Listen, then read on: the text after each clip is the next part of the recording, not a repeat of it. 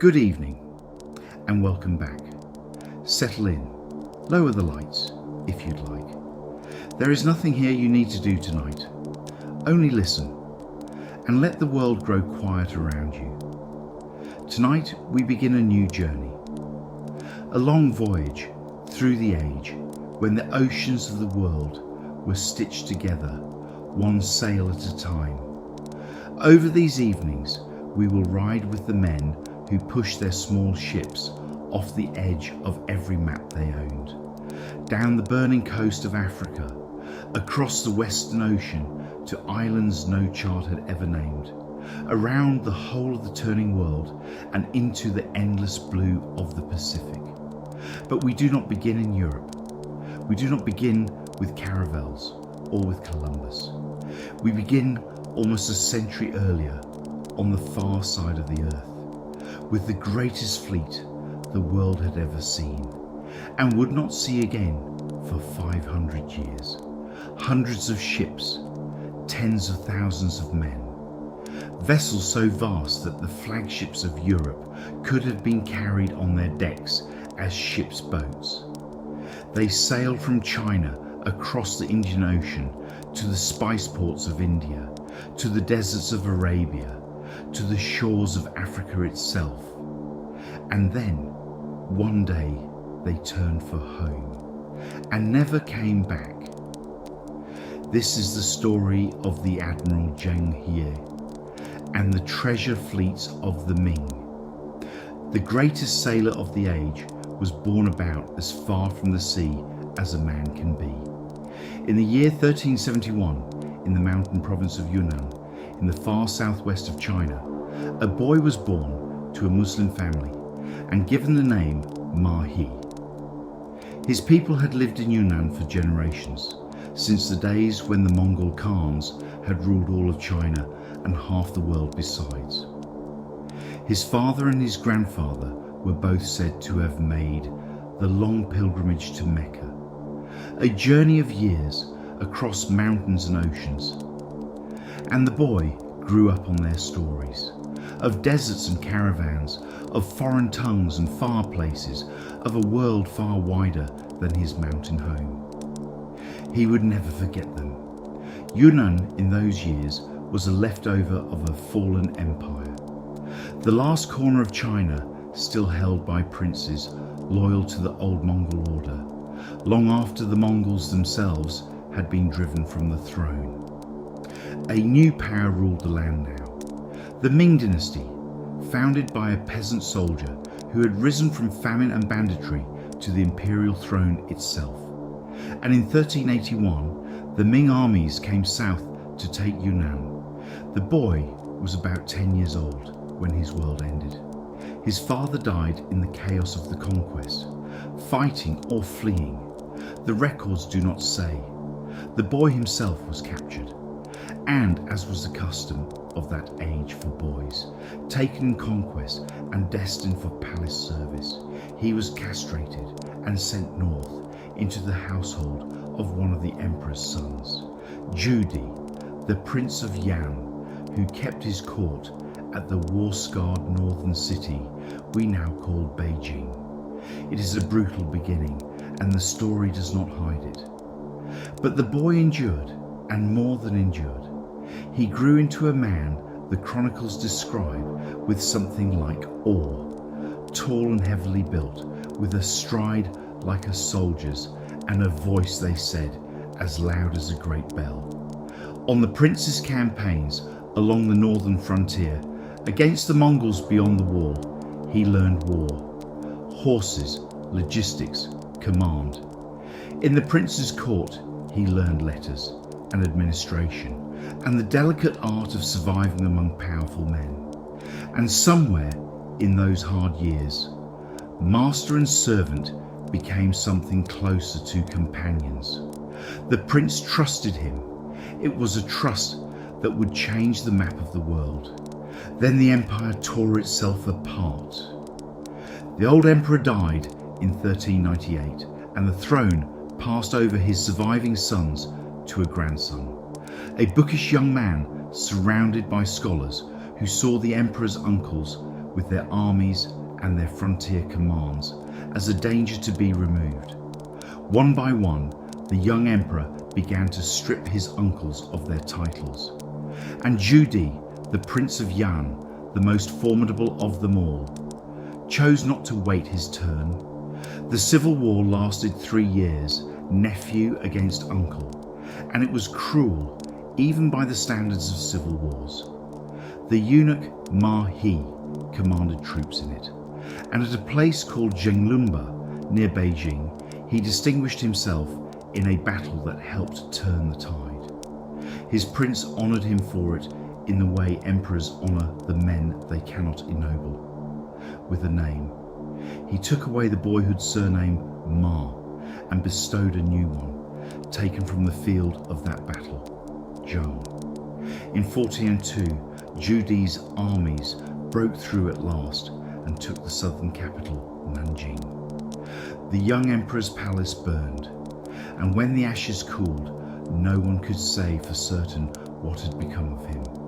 Dead in the fire, said the victors, showing a body too burned to know.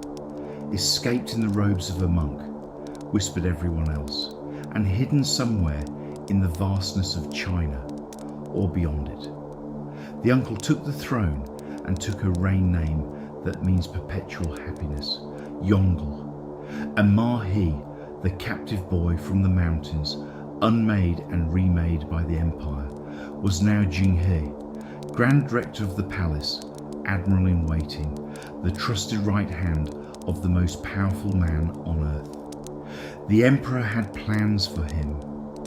The emperor had plans for the whole world. And they began with the sea. The Yongle Emperor had taken his throne by force, and he meant to hold it with glory. He moved the capital north to Beijing and began raising the Forbidden City, a palace of 9,000 rooms. He repaired the Grand Canal, sent armies into the steppe and into Vietnam, and commissioned an encyclopedia so vast it was never printed, only copied by hand. A usurper cannot afford small ambitions. Every project had the same message written under it.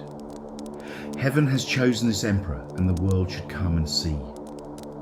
And on the rivers near Nanjing, in the great shipyards of Longjiang, he ordered into being the largest fleet the world had ever known. Picture those shipyards for a moment, because nothing like them existed anywhere else on earth. Dry docks cut into the riverbank, some of them hundreds of feet long, timber floating down from the mountain provinces in uncounted rafts, elm and cedar, camphor and fir.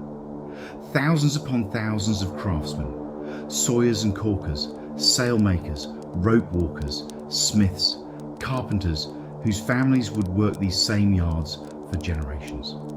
The smell of wood shavings and tung oil and hot pitch, drifting over the water. For 3 years the yards rang from dawn to dark, building an armada from nothing. They called the greatest of the vessels Baochuan, treasure ships. The old chronicles give them dimensions that stagger belief. 440 feet in length, they say, with 9 masts carrying sails of red silk, and decks stacked like the courtyards of palaces.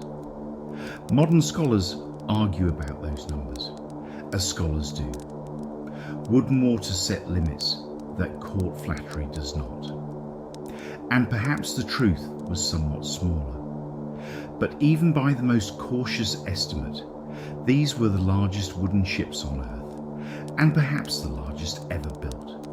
Hulls divided into watertight compartments. A Chinese invention centuries ahead of the West. Rudders the height of a house. Anchors of iron that took whole crews to raise.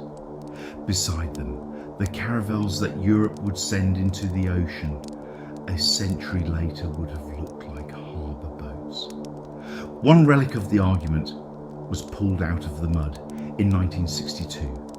At the site of the old Longjiang yards near Nanjing, workmen found a rudder post of hardwood, 11 metres long.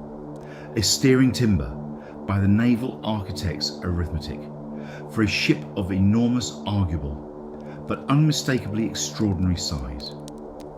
It lies in a Nanjing museum now, one dark beam from a fleet of legends. Whatever the true length of the treasure ships, the timber is real, and you may stand beside it. And the treasure ships were only the heart of it. Around them sailed a whole ordered, floating world. Horse ships carrying cavalry mounts for gifts and for war. Supply ships heavy with grain. Tankers that carried fresh water, enough for months at sea. Troop transports and swift warships riding the flanks like outriders. Aboard were navigators and interpreters, doctors and herbalists, astrologers to read the weather, soldiers by the thousand, clerks to weigh the silk and count the porcelain, even officials whose only duty was protocol, the correct greeting of kings. On the first voyage alone, the muster rolls record more than 27,000 men in a fleet of over 300 ships. It was a city put to sea, larger than most cities of the age and better run. Managing such a fleet at sea was its own quiet marvel. Orders moved between ships by a language of signals, banners and lanterns, drums and gongs, and carrier pigeons by some accounts, so that 300 hulls could tack, anchor and make sail as one body in darkness or weather. The logistics read like a city's. Grain ships milling flour, water tankers rationing by the day, tubs of earth aboard in which, later tradition insists, the crew sprouted beans and ginger against the sailors' sicknesses, physicians and herbalists assigned by the squadron. Nothing about it was improvised. The Ming had not invented ocean travel. They had bureaucratized it, and bureaucracy, dull as it sounds, is what lets 27,000 men cross an ocean and arrive fed. Why? Not conquest exactly. The fleet planted no colonies and seized no ports, and not trade exactly either, though its holds went out full of silk and came home full of spices. The emperor wanted something subtler and grander.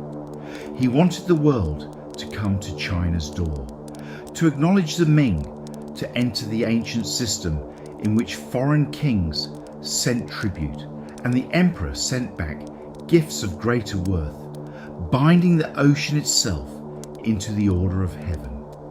Power displayed so overwhelmingly that it would rarely need to be used.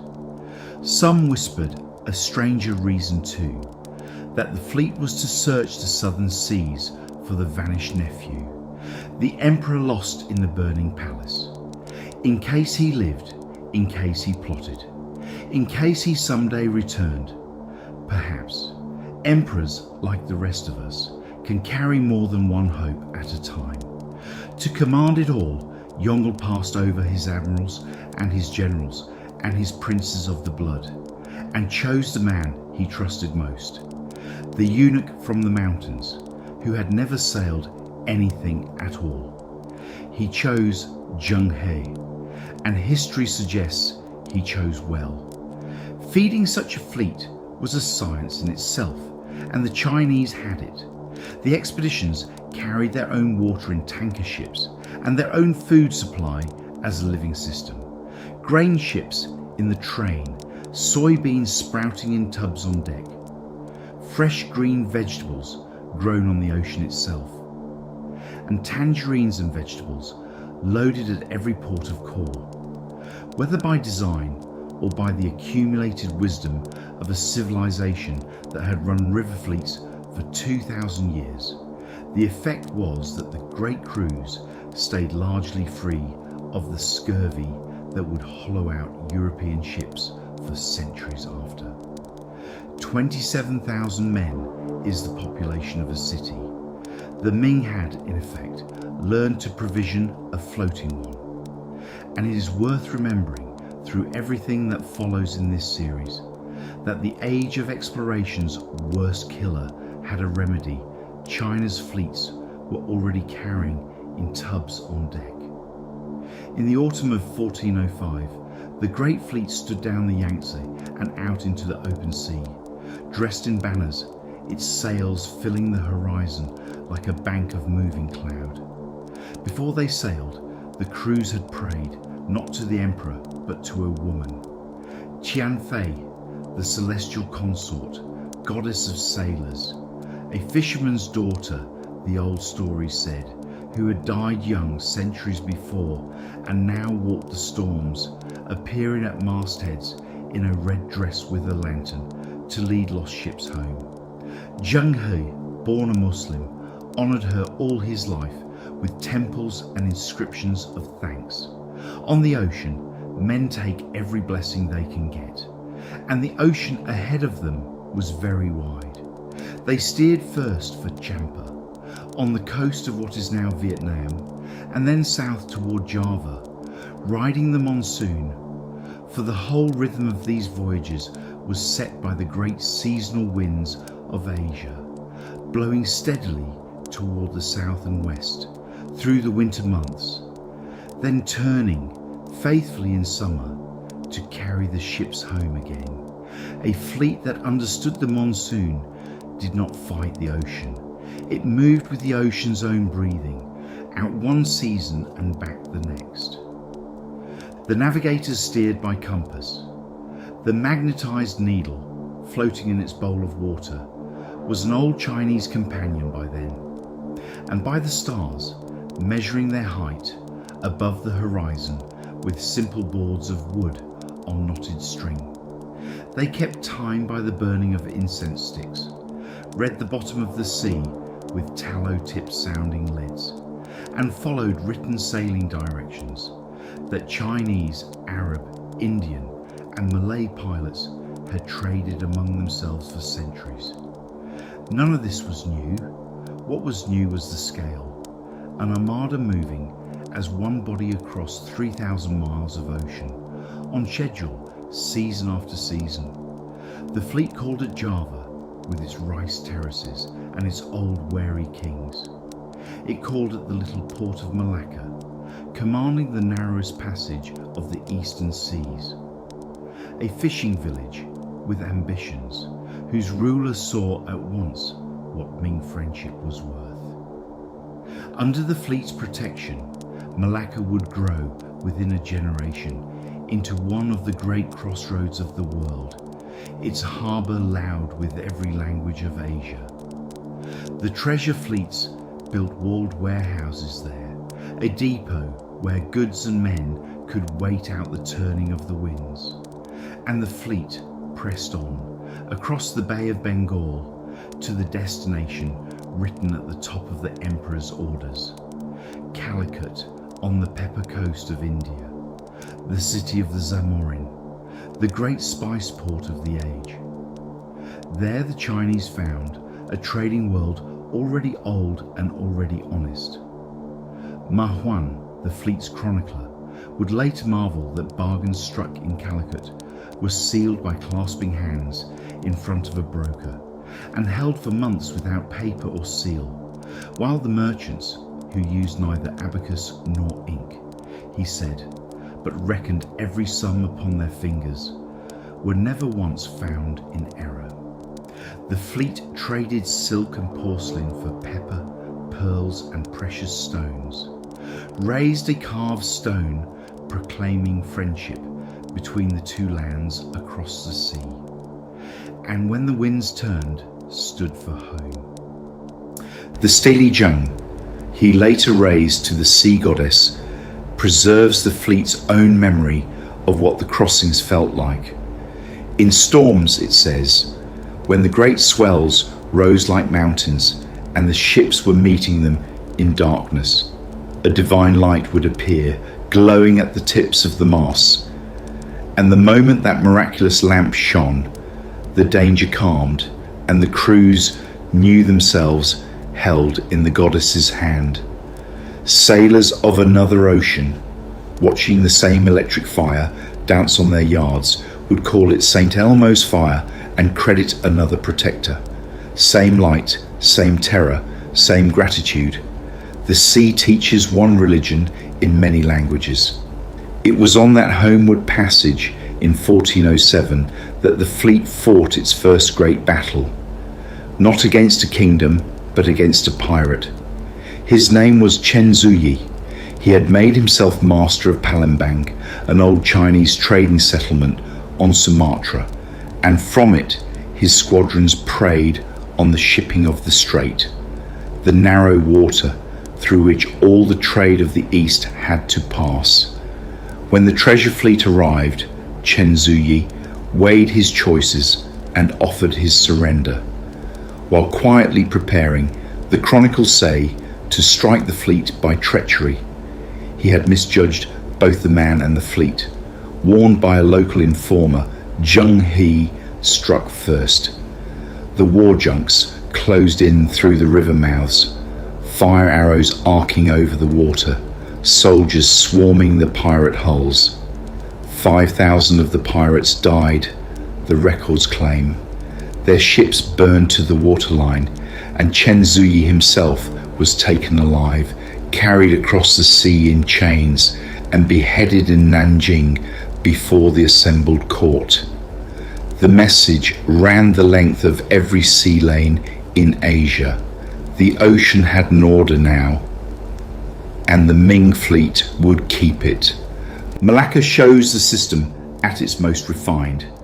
There, the fleet built its great fortified depot, stockades, warehouses, watchtowers, where the squadrons could divide, trade out separate errands across the ocean, and reassemble to ride the turning monsoon home in one body. The little sultanate prospered under the arrangement into the great entrepot of the strait. Its rulers travelled personally to the Ming court, and the connection ran so deep that when, a century later, the Portuguese seized Malacca, the very conquest that brought young Ferdinand Magellan east, the exiled sultan's appeal for help went by old habit to Beijing. By then, of course, no fleet could answer. But for 30 years, the crossroads of the eastern seas kept Chinese time. Voyage followed voyage, almost without pause. A second, a third, a fourth, the fleets sometimes passing one another, outbound and homebound, on the long blue road. The fleet carried foreign ambassadors home and brought new ones back. It threaded the straits and rode the monsoons until the passage from Nanjing to India became almost a routine. As close to routine as 3,000 miles of open ocean can ever be. We know these seas so well, in part because of one quiet man aboard, the interpreter Huan, a Muslim scholar of Arabic and Persian who joined the later voyages and wrote down what he saw. His book bears a lovely title, The Overall Survey of the Ocean Shores, and it is full of the close human detail that official chronicles forget, the betel leaf that stained every mouth in Java, the way the king of Siam's subjects deferred in matters of trade to their wives, whose judgment Ma Huan noted was excellent, houses and harvests, weddings and funerals, the price of fowls, the taste of jackfruit, which coins were good and which promises were better. Through Ma Huan's eyes, the voyages stopped being a procession of tribute lists and become a world full of people going about their lives at the water's edge. Not every landfall was gentle. On the island of Ceylon, Sri Lanka, today, the fleet's dealings with a ruler named Alakeshvara had gone badly from the first visit. He was strong on his own coast, unimpressed by distant emperors, and minded to tax whatever the sea brought him.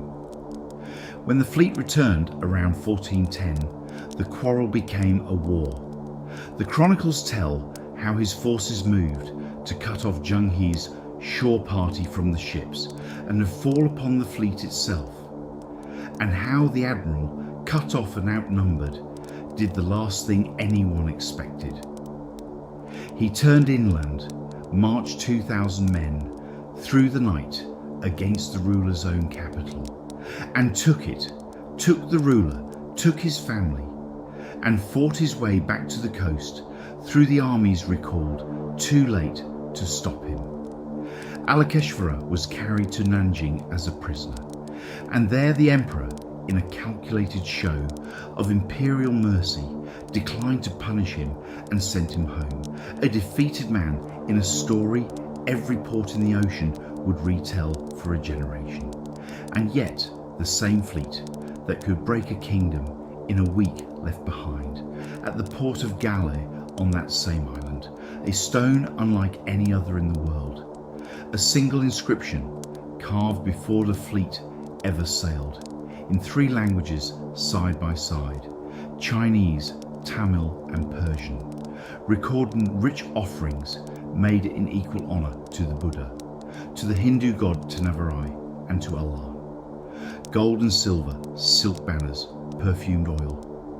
The same gifts, 3 times over, to the 3 faiths of the ocean's shores.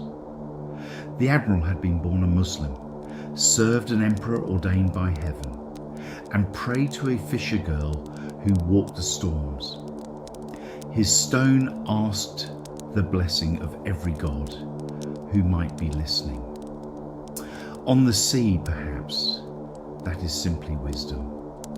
Of all the treasures the fleet carried home, the pearls and sapphires, the incense and rare woods, the ambassadors of 30 kingdoms, the one the chronicles remember best, had legs like stilts, a neck 7 feet long, and a taste for leaves. The fleet's 3rd act of war shows most clearly what the emperor thought his ships were for. At Samudera, on Sumatra's northern tip, a sultanate on the fleet's main road, a usurper called Sikandar had overthrown the ruler China recognized, and in 1415, on the 4th voyage's homeward leg, Zheng He landed his soldiers, defeated the pretender's army, and carried Sikandar back to Nanjing for the emperor's justice.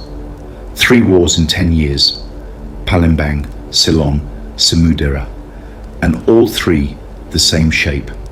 Not conquest, not a port seized nor a garrison left, but the removal of whoever had disturbed the order of the sea lanes.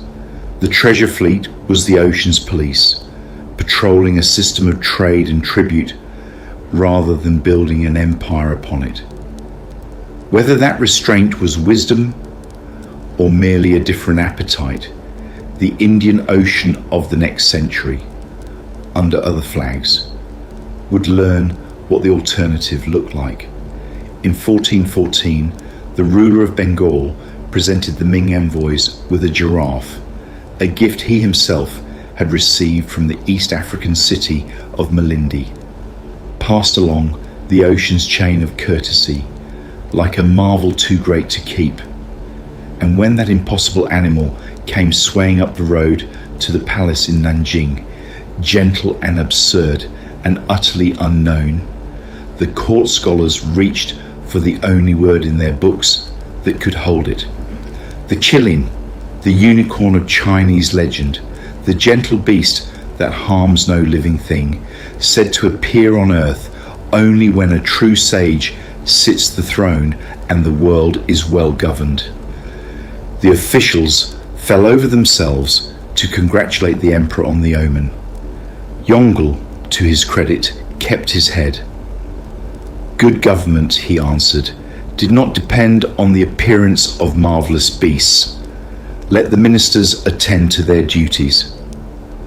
But he went out to the palace gate to watch the giraffe arrive all the same, with the whole court at his back, and one suspects he allowed himself, privately, one long moment of satisfaction. The unicorn had come. Heaven apparently approved. The giraffe had come from Africa, and so the fleet went to find its source. In the voyages that followed, the treasure ships pushed further west than ever before, through the Strait of Hormuz into the Persian Gulf, where the markets sold horses and pearls and carpets woven like gardens, down the incense coast of Arabia to Aden, at the gate of the Red Sea, whose sultan sent back gifts of zebras and lions, and on at last across the long swells to Africa itself, to Mogadishu with its stone towers, to Barawa, to Malindi on the Swahili coast, where the giraffes walked wild.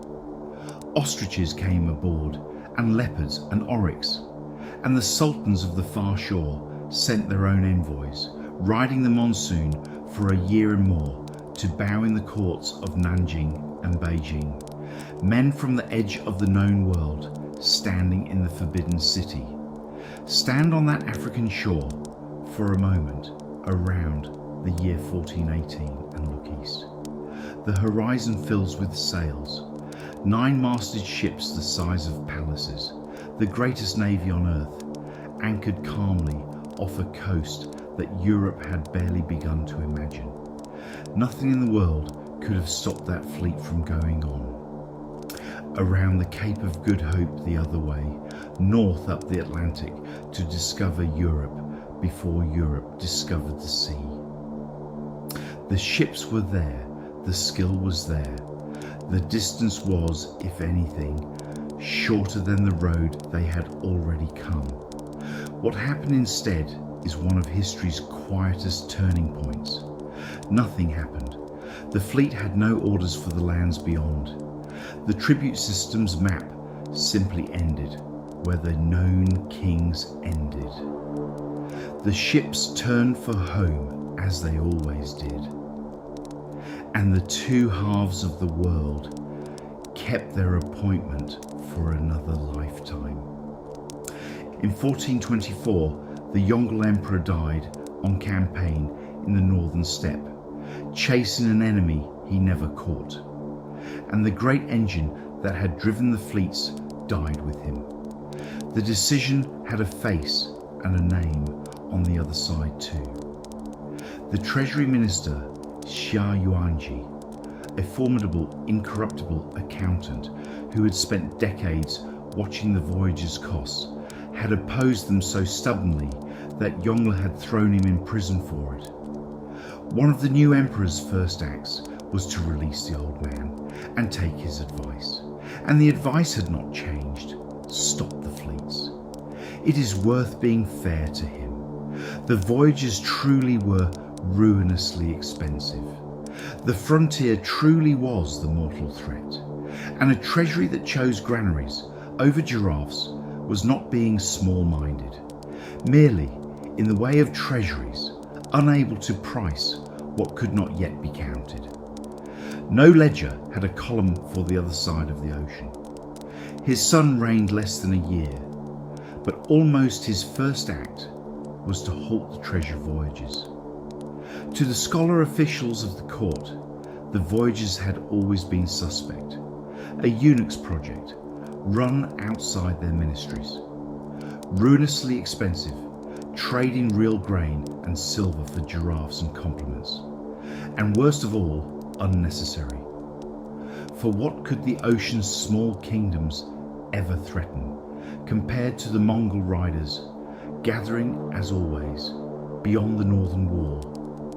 The money was wanted for the frontier. The men were wanted for the canal. The old admiral was given a soldier's consolation, command of the garrison at Nanjing, and years of quiet work, repairing temples, tending his crews, while his ships swung at their moorings and grew old. He was granted one more horizon. In 1431, the Yongle Emperor, Yongle's grandson, with something of his grandfather's itch for glory, ordered a 7th voyage to carry home the foreign ambassadors stranded in China by the long pause, and to remind the ocean kingdoms that the Ming had not forgotten them.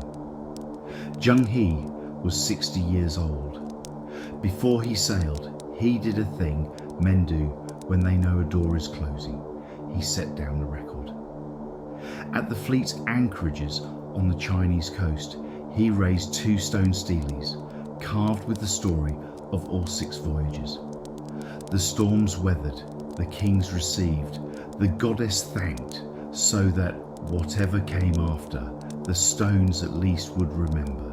More than 100,000 love ocean. The inscription says, mountainous seas and waves like mountains, and ships that spread their cloud-like sails day and night. Then he took the fleet out one last time, down the old familiar road, Champa, Java, Malacca, Ceylon, Calicut, Hormuz, while detachments of his captains spread across the ocean to say the empire's farewells. One of them sailed on to Arabia, and from its ports a small party of Chinese Muslims, the interpreter Ma Huan among them, travelled inland at last to Mecca itself. Ma Huan wrote of it with a pilgrim's hushed wonder, the holy city, the great mosque, the black draped sanctuary at its heart. It was the journey Zheng He's father and grandfather had made before him, the journey his whole life had bent toward and never quite reached. His men completed it in his name, at the far end of the world, at the far end of his life. Zheng He did not see China again. He died on the homeward passage in 1433. Somewhere on the ocean he had made his own, buried at sea, by most accounts, in the old sailor's way, his body given to the waters between India and home. There is a tomb for him on a hillside near Nanjing, and it is said to hold his robes, and perhaps a braid of his hair, and nothing more. The sea kept the rest.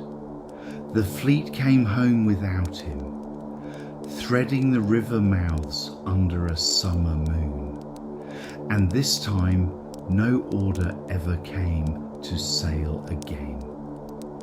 What followed was not a decision so much as a long forgetting. The court turned inward, to the frontier, the treasury, the endless business of the land. Imperial edicts, the hygiene, the sea bans, closed the coast to private voyaging. The ocean, which had briefly been a road, was declared a wall. The great shipyards at Longjiang fell quiet, their dry docks silting, their craftsmen scattered to river work. The treasure ships rotted at their moorings one by one, and within a generation the knowledge of how to build them was gone. A story is told, and historians still argue whether it is true, that when a later emperor's court asked after the records of the voyages, a minister named Liu Daxia had the logs hidden or burned, declaring such expeditions a waste of the empire's substance that ought never be repeated. True or not, the story remembers something real.